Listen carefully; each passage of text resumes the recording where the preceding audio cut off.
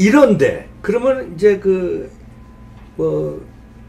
이제 아무리 좌파들이라도 좌파를 지지하는 세력들이라도 조국의 민낯이 이렇게 들었는데 지금도 조국을 응원하고 무슨 꽃을 보내고 상대팀은 윤석열한테 엿을 보내고 아니 지금도 누굽니까 김두관 의원이랑 유시민은 그 총장한테 압박하느라고 뭐 전화를 하고 무슨 이회수다 뭐다 막 그 응원하는 거.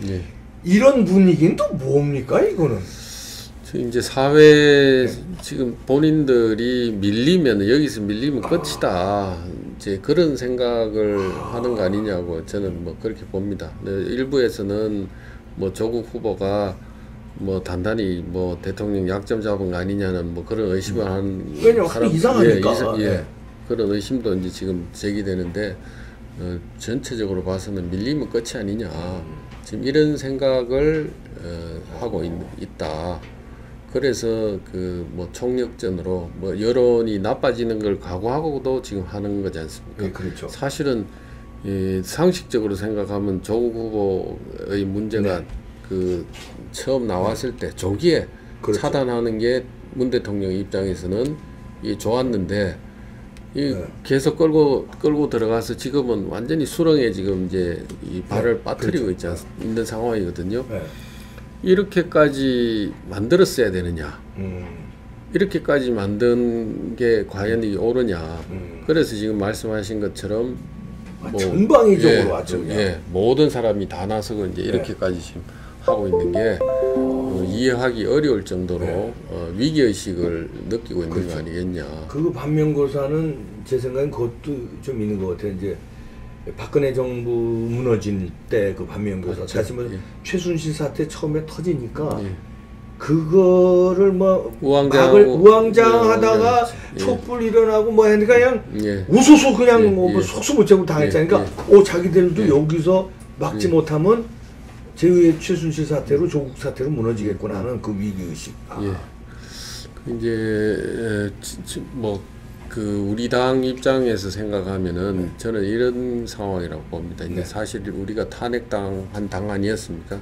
그렇죠. 그래서 이제 뭐 상당수 분들이 우리 당에 대해서 저 사람들 뭐 질이 안 좋다, 뭐 나쁜 사람, 부패한 사람들이다, 뭐 이제 이렇게 이제 생각을 하다가 이번에 이제 조국 후보 덕분에 이제 이쪽도 똑같다. 그렇죠. 더하면 더하지 덜하진 않다. 더해요.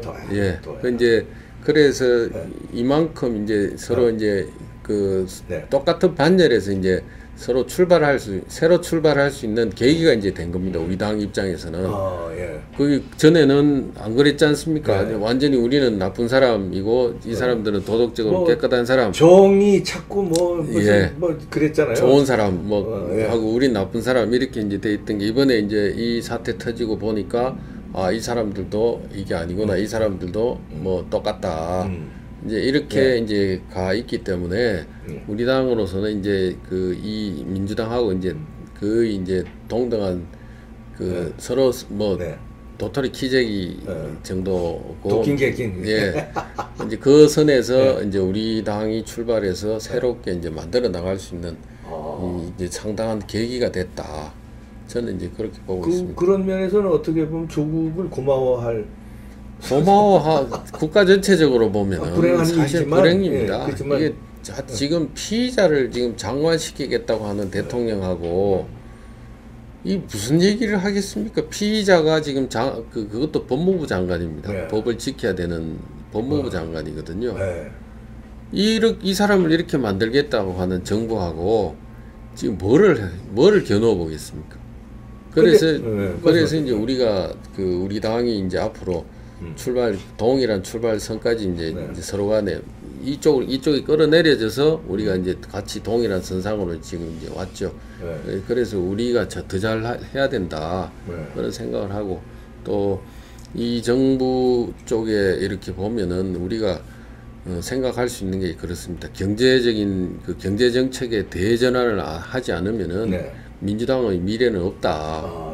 지금 모든 국민이 조국 사태는 뭐 네. 추석 전후에서 어떤 형식으로든지 뭐 1차적으로 봉합이 되고 뭐 나오면은 네. 이제 그 다음에는 뭐 디플레 문제니 국민들 먹고 사는 문제가 네. 이제 그대로 올 거거든요. 네. 그러면은 이쪽 지금 민주당에서 지금까지 2년 반 동안 시행한 경제 정책이 네. 이게 국민들 먹고 사는데 도움이 되겠느냐? 계속 내리막을 가는데 이게 내리막 이렇게 추락하는 게 날개가 없듯이 지금 추락 다 하지 않습니까? 지금 경제 성장률이 지금 1%대로 갈 거다 뭐 얘기까지 지금 나오고 하니까 그럼 연말까지 가면 계속 이 상황이 안 좋아지지 않습니까? 그러면 민주당이 국민들을 위해서 할 수 있는 것은 지금이라도 경제 정책을 전면 수정하는 거지 않습니까? 네. 근데 뭐 수정할 거 있어요? 안 하겠죠. 그러면 경제는 더 이제 어려운 쪽으로 갈 가능성이 많기 때문에 이제 우리 당으로서는 뭐 상당히 이제 좋은 이제 이 기회고 그렇게 해서 우리가 좀 그 우리 당이 좀 차고 올라가는 이런 기회가 됐으면 좋겠습니다. 지금 이게 행방이기 때문에 실시간으로 댓글이 엄청 달리고 있는데요. 예. 곽상도 의원님 의외로 팬이 상당히 많으시네요. 뭐 그렇습니다. 응원하는 메시지가요. 아이고, 어떤 감사합니다. 분은 또 예. 슈퍼챗도 쏴주셨는데 슈퍼챗 쏴주신 땡큐님이라고 하셨는데 감사하고요. 지금 곽 의원님 힘내라 잘한다 뭐 더 밀어붙여라 뭐 이런 엄청 지금 뭐 댓글이 뭐 미처 수도 셀 수 없이 엄청 지금 달려오고 있는데요. 이만큼 이제 국민들이 지금 기대한다는 거거든요. 예. 그러면은 여기에 진짜 요번에 부응을 못하면 저는 한국당도 위기를 맞을 수 있다고 봐요. 이번에 조국은 못 떨기고 이번에 하면은 이게 참 걱정되는데요. 이제 우리 당이 이제 지금까지 뭔가를 이루거나 뭐 한계 이런 게 있어서 이제 뭘 보여준 게 없기 때문에 이제 이런 지적이나 이런 말씀이 상당 부분 뭐 일리가 있다고 생각합니다. 그런데 이제 뭐 야당이 되고 보니까 야당으로서 한계는 또 사실 있더라고요. 이건 변명해봐야 소용없으니까. 그건 있습니다. 뭐 힘가진 쪽하고 힘 안 가진 쪽하고 그건 뭐. 그래서 저희들이 해야 되는 게 이제 지금 응원해 주시는 분들 말씀처럼 저희들이 그 정부의 실정이나 문제에 대해서 좀 더 지적하고 대안도 만들어내서 그래서 국민들이 희망을 어떤 희망이든 희망을 가지게 가령 희망이라고 하는 게 이제 이런 거죠.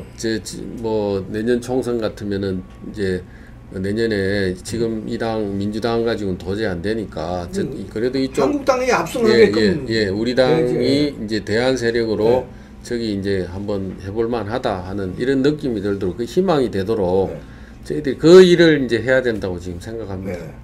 그런데 이게 조국을 여기서 못 막으면 그 실망감이 어떻게 될지 몰라요. 그리고 그러면 문재인은 왜 조국을 이렇게 드러나고 그런데도 왜 아직까지 그걸 철회를 안 하고 꼭 조국을 써야 되는 이유는 뭐라고 보십니까?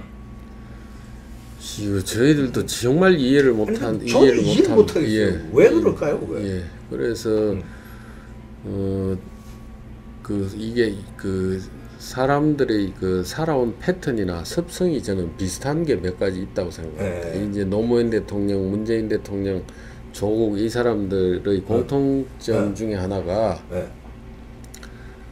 갖고 있는 지식, 뭐 법률적인 지식 이런 걸 활용해서 여러 가지 이재를 한다거나 뭐 하는 이런 것들을 이제 많이 했습니다. 지금 뭐 노무현도 그랬죠. 김지태 씨 소송할 때 친일파 재산 엄청 지켜줄 때 이게 뭐 도덕적으로나 뭐 본인들이 얘기한 거하고 다르지 않습니까? 그런데도 이거 소송 사기까지 의심되는 이런 것까지 해서도 지켜줬거든요. 조국 사학재단 돈 빼가는 거 이런 거 자기네들이 안 된다고 얘기한 대표적인 거죠. 비리인데 여기도 지금 소송 사기가 등장하거든요. 그 동생이 자기 전처 상대로 해서 소송 전체가 저들끼리 짜고 또 법률가 출신이자 잘 아시잖아요. 난 또 그런 사기를 치네. 또 그리고 이것도 이제 뭐 우리는 소송 사기라고 이제 우리가 그러거든요. 이런 DNA가 이게 또 여기 다 흐르는 겁니다. 또 하나는 웅동학원에 2000년인가 좀 노무현 후보가 노무현 전 대통령이 이제 웅동학원에 가서 한번 연설을 한번 한 적이 있습니다. 예. 학교에 가서. 그러고 나서 거기서 대통령이 되고 나서 주제가 뭐였죠 그때?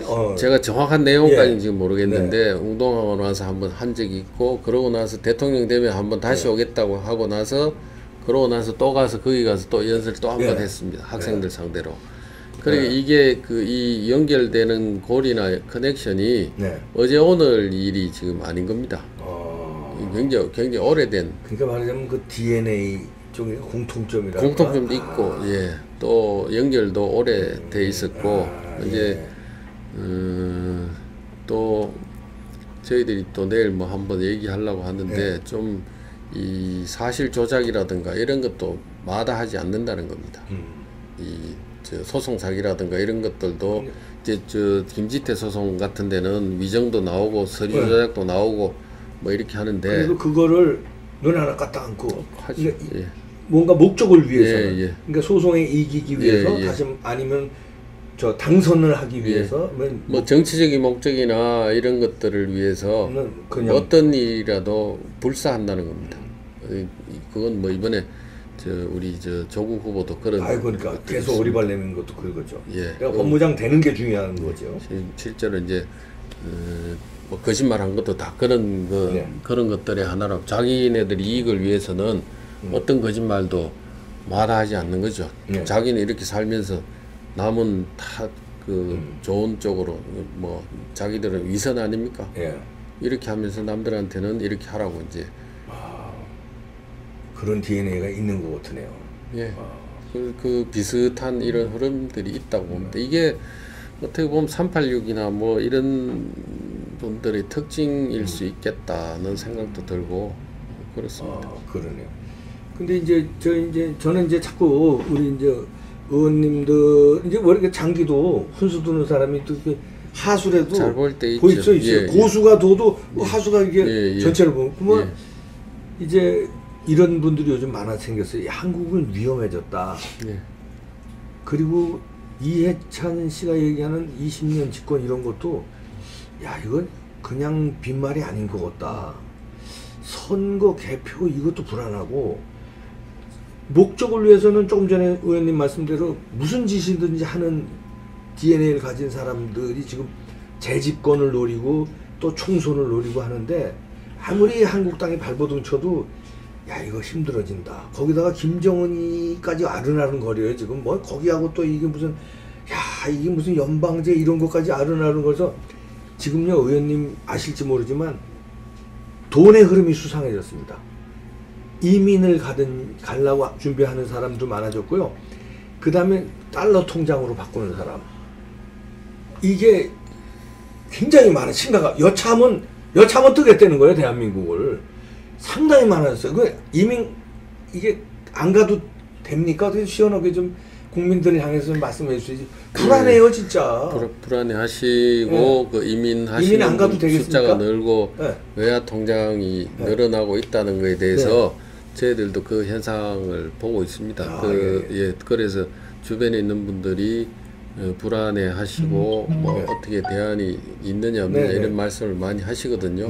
근데 이제 저희들이 열심히 해가지고 올라가는 거, 이것도 방법이지만, 이번에 조국 사태로 사실 자기들이 우리하고 평행선에 왔다고, 동등한선에 지금 왔다고 말씀드렸지 않습니까? 여기서 같이 출발해서 이제는 우리가 한번 붙어도 내년 총선에는 한번 해볼만 하다. 내년 총선 해볼만 해가지고 안 돼요. 꼭 이기셔야지.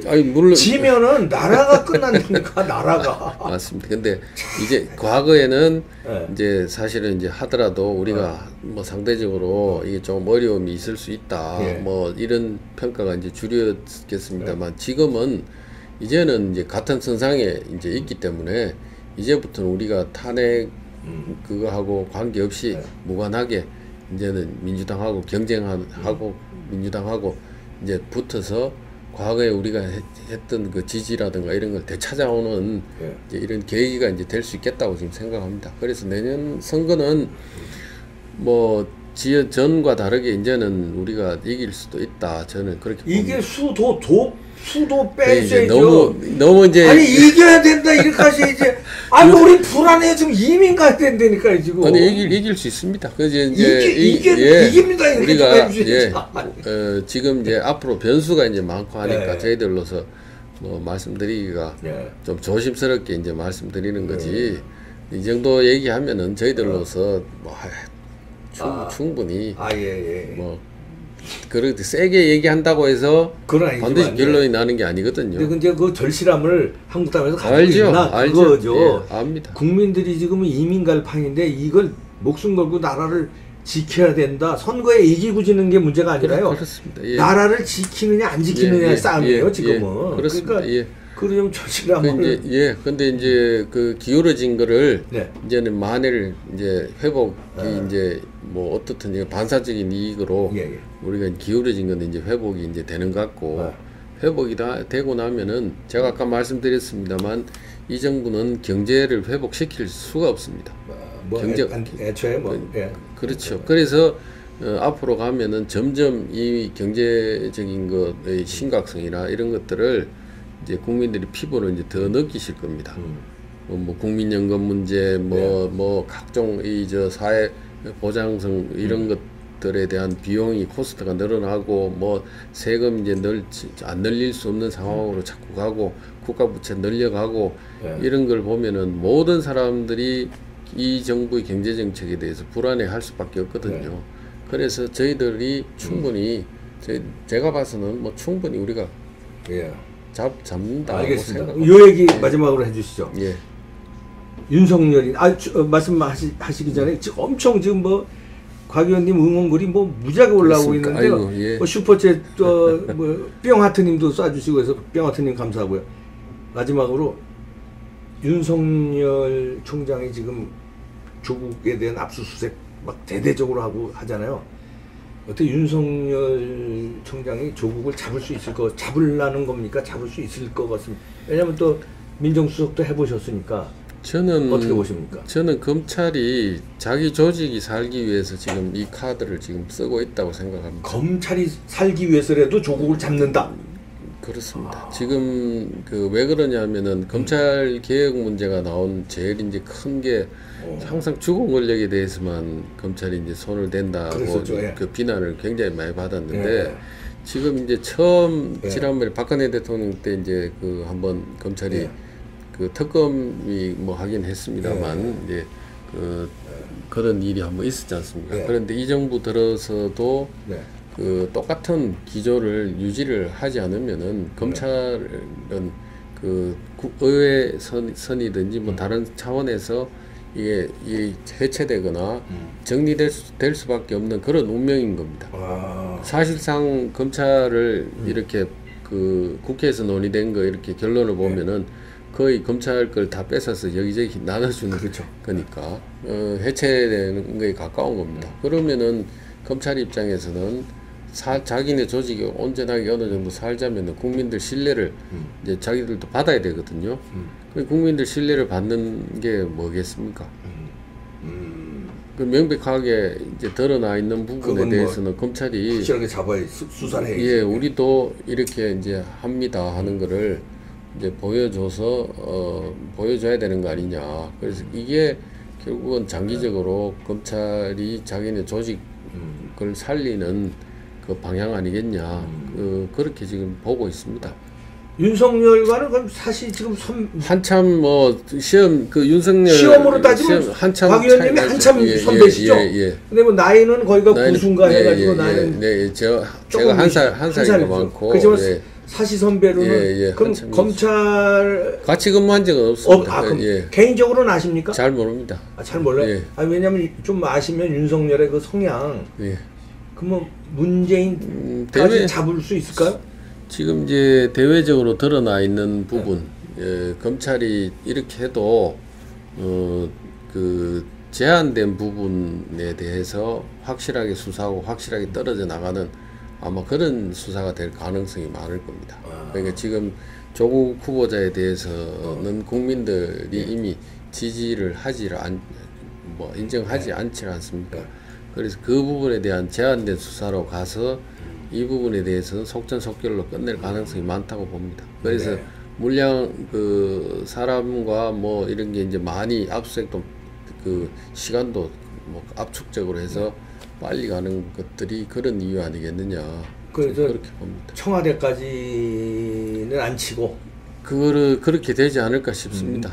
이제 조국까지 수사하는 걸로 끝내고 청와대까지는 안 친다. 그렇게 될 가능성이 많다고 봅니다.